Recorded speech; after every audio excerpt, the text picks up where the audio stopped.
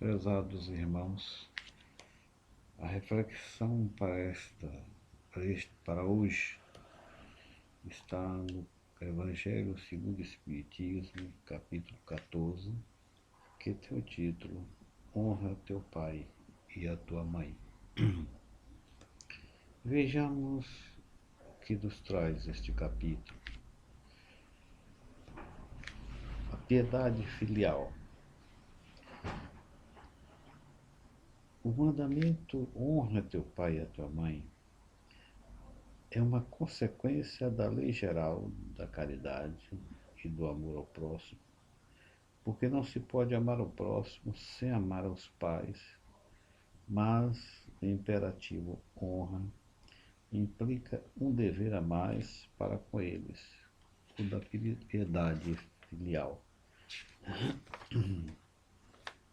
Deus quis demonstrar assim que ao amor é necessário juntar o respeito, a estima, a obediência e a condescendência, o que implica a obrigação de cumprir com eles, de maneira ainda mais rigorosa, tudo o que a caridade determina em relação ao próximo.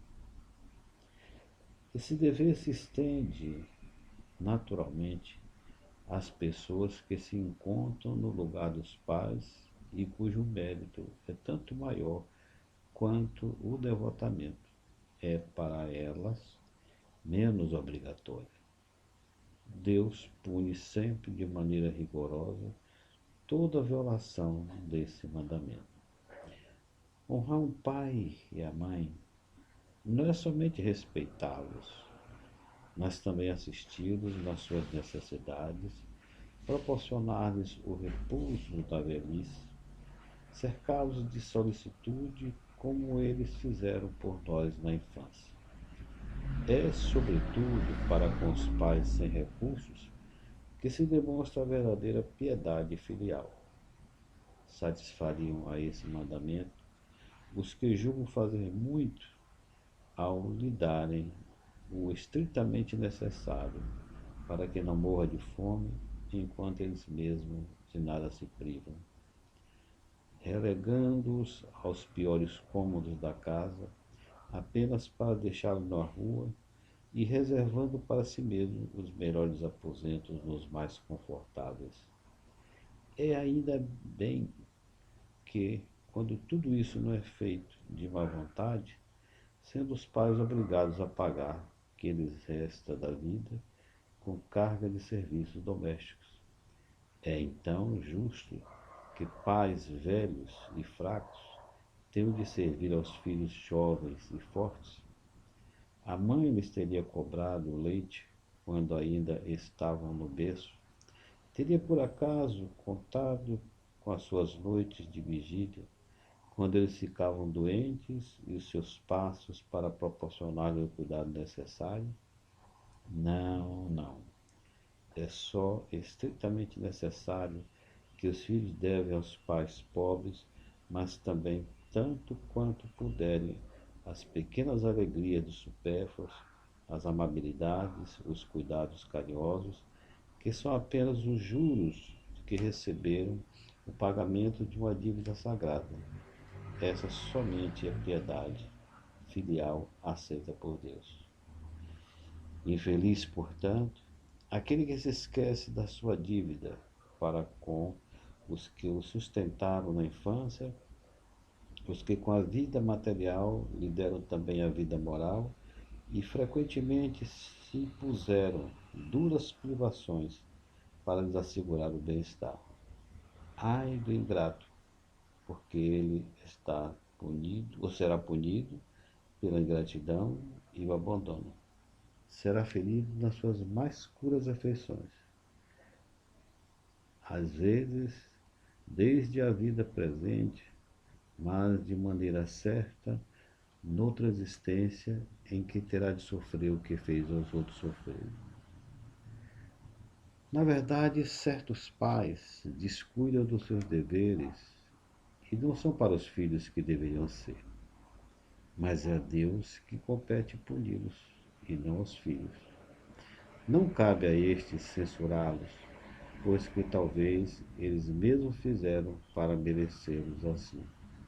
Se a caridade estabelece como lei que devemos pagar o mal com o bem, ser indulgente para com as imperfeições alheias, não maldizer o próximo, esquecer e perdoar as ofensas e amar até mesmo os inimigos, quando esta obrigação se faz ainda maior em relação aos pais.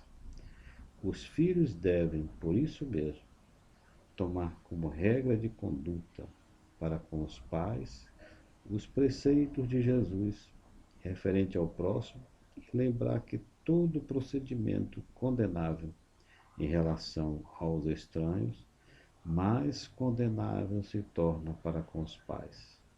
Devem lembrar que aquilo que no primeiro caso seria apenas uma falta, pode tornar-se um crime no segundo, porque neste há falta de caridade justa e a ingratidão. Deus disse: honrai teu pai e a tua mãe, para teres uma dilatada vida sobre a terra que o Senhor teu Deus te há de dar. Mas por que promete como recompensa a vida terrena e não a vida celeste? A explicação se encontra nessas palavras, que Deus vos dará, suprimida na forma moderna do decálogo, o que lhe desfigura o sentido. Para compreendermos estas palavras, temos que nos reportar à situação e às ideias dos hebreus na época em que eles foram pronunciadas. Elas ainda não compreendiam a vida futura. Sua visão não se estendia além dos limites da vida física. Por isso, deviam ser mais fortemente tocados pelas coisas que viam do que pelas invisíveis. Eis o motivo por que Deus lhes fala numa linguagem de seu alcance e como as crianças lhe apresentam como perspectiva aquilo que poderia satisfazê-los. Elas estavam então no deserto.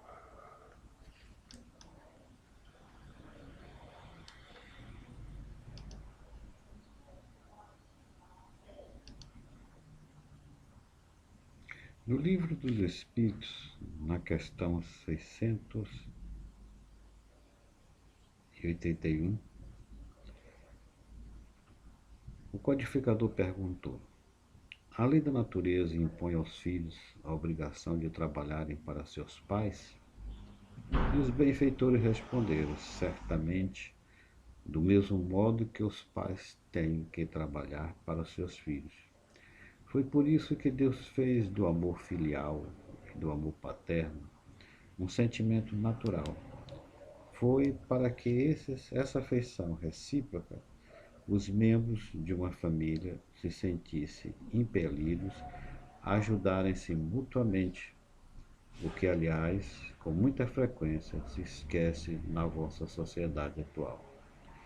Sobretudo para com os pais sem recursos, é que se demonstra a verdadeira piedade filial.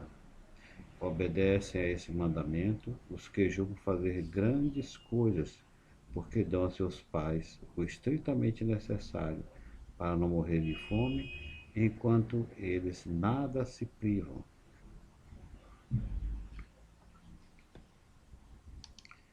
Ai, pois, daquele que ouvida o que deve aos que o ampararam em sua fraqueza, que com a vida material lhe deram a vida moral, mas que muitas vezes se impuseram duras privações para lhe garantir o bem-estar.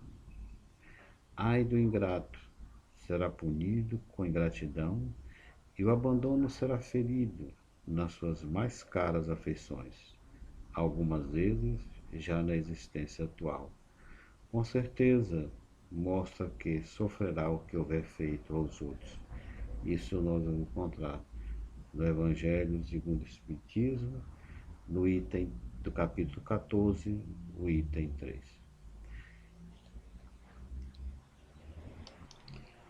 Ainda no capítulo 14, no item 8, nós temos o parentesco corporal e o parentesco espiritual. Então, o que nos diz o codificador? Os laços de sangue não estabelecem necessariamente os laços espirituais. O corpo procede do corpo, mas o espírito não procede do espírito, porque esse existia antes da formação do corpo. O pai não gera o espírito do filho, fornece-lhe apenas o envoltório corporal, mas deve ajudar seu desenvolvimento intelectual e moral para fazer progredir. Os espíritos que se encarnam numa mesma família, sobretudo como parentes próximos, são os mais frequentemente espíritos simpáticos, ligados por relações anteriores, que se traduzem pela afeição durante a vida terrena. Mas pode ainda acontecer que esses espíritos sejam completamente estranhos uns para com os outros, separados por antipatias igualmente anteriores, que se traduzem também para o seu antagonismo na Terra, a fim de lhe servir de prova. Os verdadeiros laços de família não são, portanto, os da consanguinidade, mas os da simpatia e da comunhão de pensamentos que unem os espíritos antes, durante e após a encarnação, donde se segue que dois seres nascidos de pais diferentes podem ser mais irmãos pelo espírito do que se fossem pelo sangue. Podem, pois, atrair-se, procurar-se, tornar-se amigos, enquanto dois irmãos consanguíneos podem repelir-se, como vemos todos os dias. Problema moral que só o Espiritismo poderia resolver pela pluralidade das existências. Nós podemos ver isso no Evangelho, no capítulo 4. Há, portanto, duas espécies de família: as famílias pelos laços espirituais e as famílias pelos laços corporais.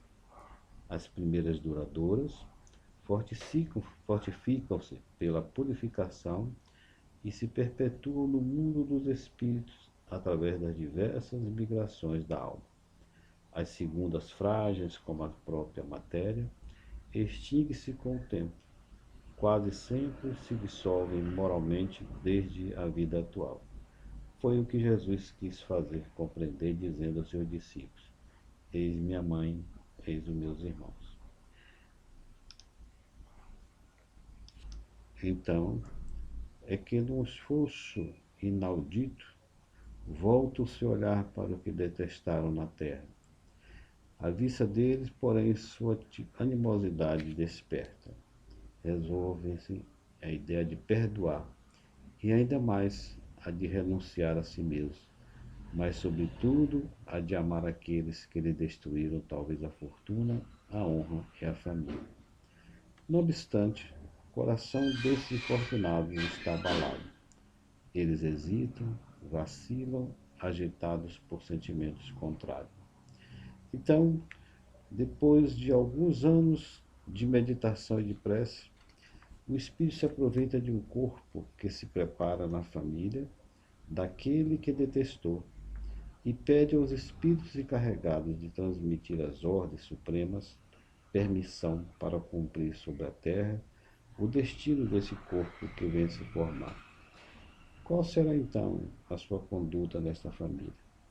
Ela dependerá de maior ou de menor persistência de suas boas resoluções. O contato incessante dos seres que ele odiou é uma prova terrível, do qual às vezes sucumbe à sua vontade se não fosse forte.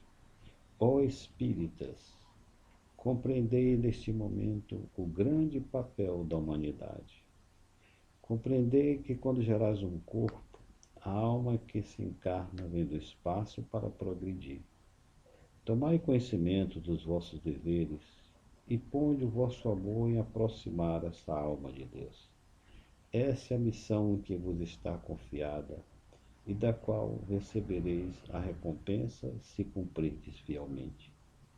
Vossos cuidados, a educação que lhe derdes, auxiliarão o seu aperfeiçoamento e sua felicidade futura. Lembrai-vos de que a cada pai e a cada mãe, Deus perguntará: que fizeste da criança confiada à vossa guarda?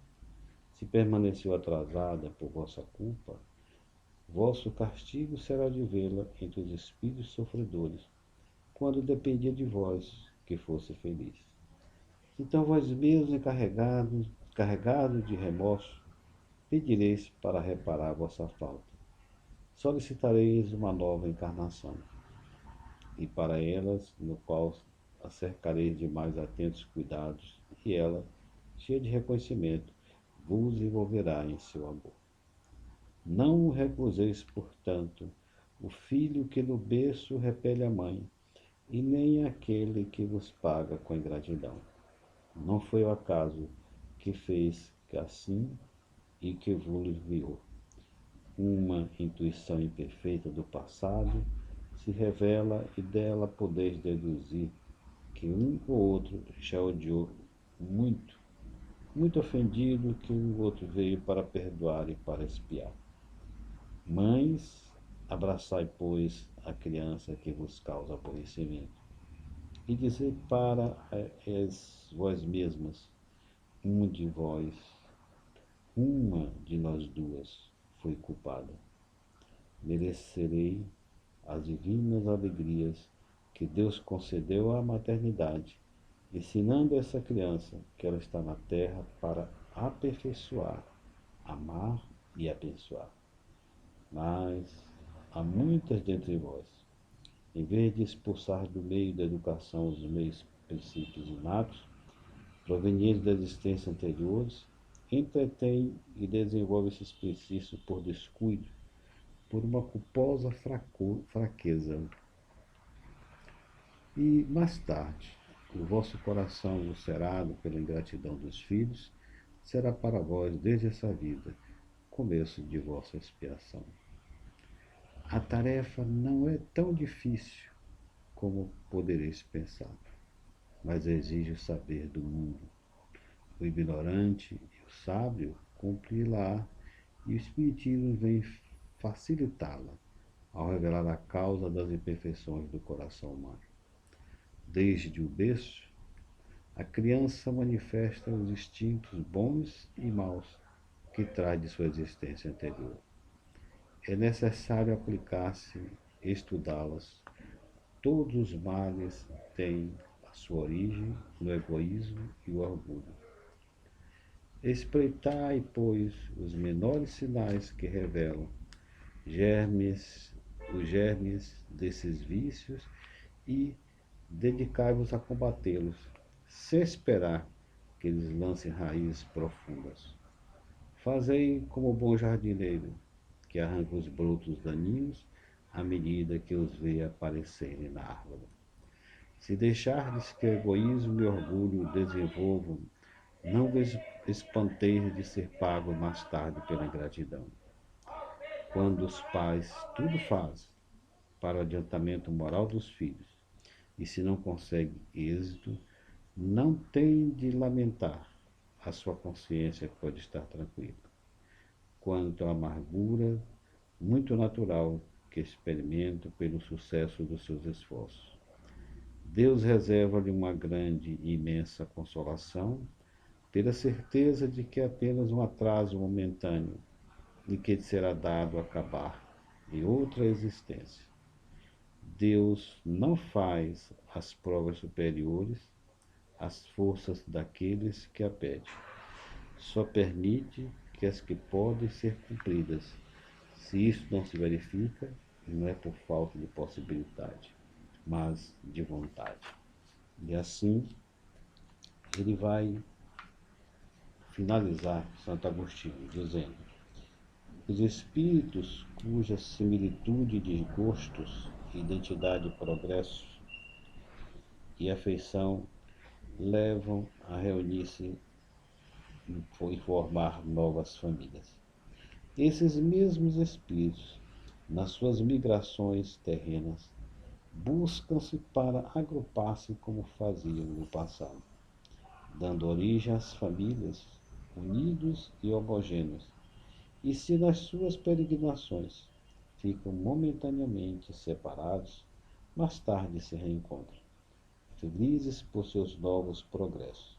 Mas, como não devem trabalhar somente por si mesmos, Deus permite que os espíritos menos adiantados venham encarnar-se entre eles, a fim de aurirem conselhos e bons exemplos no interesse do seu próprio progresso. Eles causam, por vezes, perturbações no meio, mas é lá que está a prova que ele encontra a tarefa. Recebei-os, pois, como irmãos, ajudai-os e mais tarde, no mundo dos espíritos, a família se felicitará por haver salvo do naufrágio os que, por sua vez, poderão salvar outros. Então, vemos neste capítulo uma lição extraordinária que nos leva a raciocinar e a pensar a respeito da vida. No Livro dos Espíritos, na questão 582, o codificador perguntou se a paternidade era uma missão. E os Espíritos responderam que é muito mais responsabilidade do que o que pudesse pensar. Então, se a paternidade é uma missão e nos conclama a uma responsabilidade muito maior, Deus espera que o homem possa cumprir, ou melhor, o espírito possa cumprir a sua trajetória na oportunidade feliz de reajustar-se perante as leis divinas. Porque nós sabemos o dia de hoje, mas não lembramos do dia de ontem. Não fazemos ideia do que nos aguarda e o que Deus está esperando de cada um de nós, onde aqui chegando e através do esquecimento recomeçamos uma nova caminhada, dentro desta missão, onde vou me reencontrar com afetos e desafetos, porque Deus não castiga, o Pai está me concedendo uma oportunidade para libertar-me. Deus não castiga os seus filhos. Daí, em uma família, nós vamos encontrar espíritos afins, ou seja, os laços espirituais e os laços consanguíneos. Os laços espirituais são aqueles seres que já caminharam conosco, são os afins, que pensam mais ou menos como nós pensamos, que são amigos, que são fraternos, e onde se percebe um laço mais estreito. Esses perpetuam no mundo dos espíritos e seguem pelas existências afora. Mas nos laços de família, nos laços consanguíneos, são, na grande maioria, espíritos comprometidos entre si, que não conseguindo se perdoarem, Deus concede estar sob o mesmo teto, sob a mesma família, para que desta vez, com esforço, com empenho, possam realizar-se. Daí nós encontrarmos com muita facilidade famílias que têm uma dificuldade imensa para se relacionarem, para estarem bem entre si. Pais que rejeitam filhos e filhos que rejeitam pais. A dificuldade do entendimento, a ingratidão entre as criaturas, porque em seres imperfeitos que ainda somos, em oportunidade de reencontro, aflora, sem percebermos, aquelas situações do passado, as coisas que nos marcaram. E muitas vezes nós dizemos assim: fulano nunca me fez nada, mas eu tenho uma dificuldade imensa de me relacionar, de abrir o meu coração para com Ele. E aí desconhecemos, nem fazemos ideia de que Deus, na sua misericórdia, faz com que estejamos sob o mesmo teto, para que a fraternidade, a piedade filial, a piedade paternal se façam presente e nós estejamos libertos de nós mesmos. A vida não começa na maternidade e termina no cemitério. Nós somos imortais. Por isso, quando o mandamento nos pede honrai pai e mãe, nós estamos sendo convidados a fazer com que desabroche em nós o amor, que desabroche em nós o sentimento de caridade, de perdão, de tolerância, de compreensão. Quando os filhos, muitas vezes, criam situações de dificuldades para os pais sobre quatro paredes, no relacionamento do dia a dia, estão sendo convidados, e particularmente o pai, porque já tem mais idade, já deveria ter uma capacidade melhor de compreensão e entendimento dos fatos, poder perceber, por alguma razão, estamos sob o mesmo teto. Por alguma razão, estamos nesses laços tão estreitos, onde, na missão da paternidade, eu possa cumprir com o dever que me cabe. E tu, como filho, possa também, cumprindo o mandamento que é da lei de Deus, que eu honro a meu pai, honro a minha mãe, para que a paz, a felicidade possa estar em mim. Porque Deus continua dando oportunidade a todos nós. As existências poderão ser muitas, até que um dia possamos despertar, abrir o coração e receber estes seres com amor e com uma consciência tranquila de que só o amor constrói e que devemos contribuir para a nossa libertação e, consequentemente, daquele que nos foi confiado. Não sabemos o dia de amanhã. Muitos reencontros aí estão, porque muitos pediram para ser filho ou pediram para ser pais. A consciência onde está escrita a lei de Deus canta, cobra, pede. Você precisa mudar. Você precisa reajustar-se, reconciliar-se, para que a paz esteja em você. Então, alguma coisa dentro de nós diz: eu preciso tomar uma nova posição. Eu não estou aqui por acaso. A vida, lembremos disso, a vida é eterna. Nós deixaremos a vida e retornaremos ao mundo espiritual. E em uma nova preparação.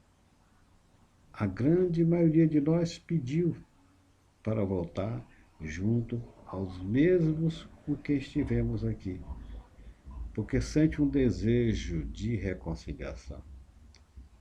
Honrar pai e mãe é realmente ter uma consciência plena de que Deus está em nós. E o nosso objetivo maior é a felicidade. Todos nós almejamos isso.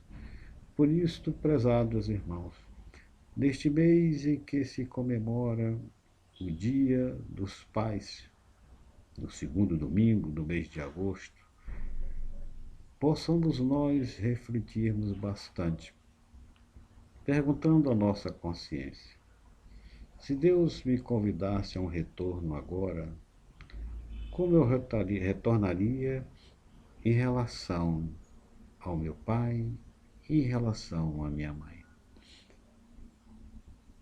E no papel de pai, como eu retornaria em relação ao filho que me foi confiado? Ou melhor dizendo, ao espírito que me foi confiado e onde eu recebi na condição de filho para ajudá-lo a vencer a si mesmo. Aproveitemos, pois, meus irmãos, o momento da terra é de profunda reflexão. É o momento da alma viajar para dentro de si, perguntar a si mesmo por que tanta dor está existindo na terra, por que tanto desencontro, por que tanto desamor.